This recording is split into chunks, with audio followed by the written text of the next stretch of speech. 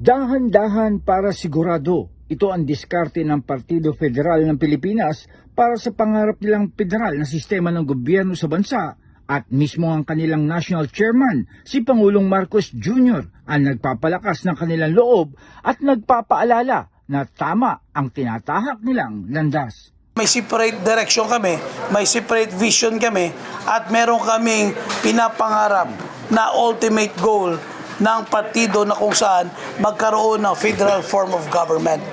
At sabi nga ng mahal nating Pangulo, ito siguro ang pinakamabuting solusyon para mas lalo pang maging progresibo ang ating bansa. Sa ngayon ay patuloy ang pagpapalakas ng partido ng kanilang puwersa. Sa katunayan, kamakailan ay ilang gobernador pa ang sumapi sa kanila.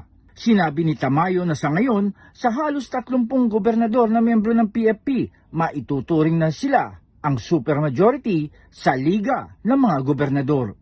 Paglilinaw lamang din ng opisyal na hindi sila umaasa na matutupad sa termino ni Pangulong Marcos Jr. ang kanilang pangarap para sa Pilipinas. Hindi naman kami nangangarap na during his term ay makakonvert natin into federal form of government dahil mataas-taas na trabaho ito.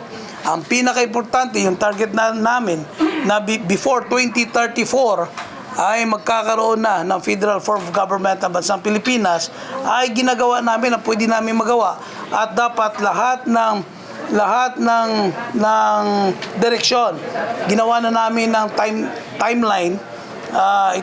Ito dapat ang gagawin namin sa mga susunod na mga buwan at susunod na mga taon para bago man lang maabot yung naiset namin na deadline ay makukuha na natin yung federal form of government na meron ang bansang Pilipinas.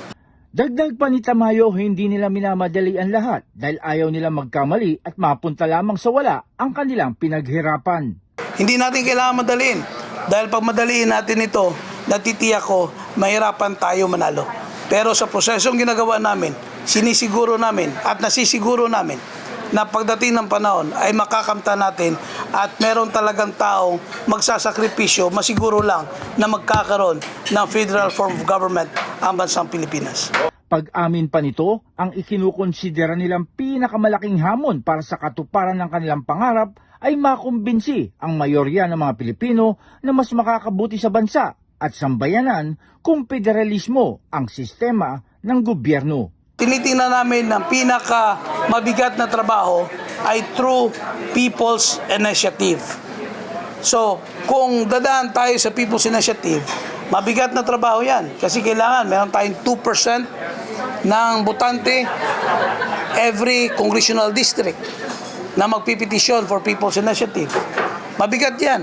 10% ng total number of voters. Mabigat yan. At after nyan, magkakaroon ng plebisito na kung saan 50% pasuhan na bubuto, mabigat yan. Pero natitiyak namin na kung aabot man tayo sa punto na hindi natin makuha sa Congress, sa Senate, kukunin natin sa mabigat na trabaho, pero mabigat man, masisiguro namin na makakamtan pa rin natin at masisiguro natin na mananalo tayo sa labang yan. Pagtitiyak na lamang din ni Tamayo ng kanilang partido ay palaging nasa likod ni Pangulong Marcos Jr. at sa mga hakbangin nito na paunlarin ang bansa. Jan Scosio, Radio Inquirer Online, bayang nagtatanong, mamaya nag-uusisa.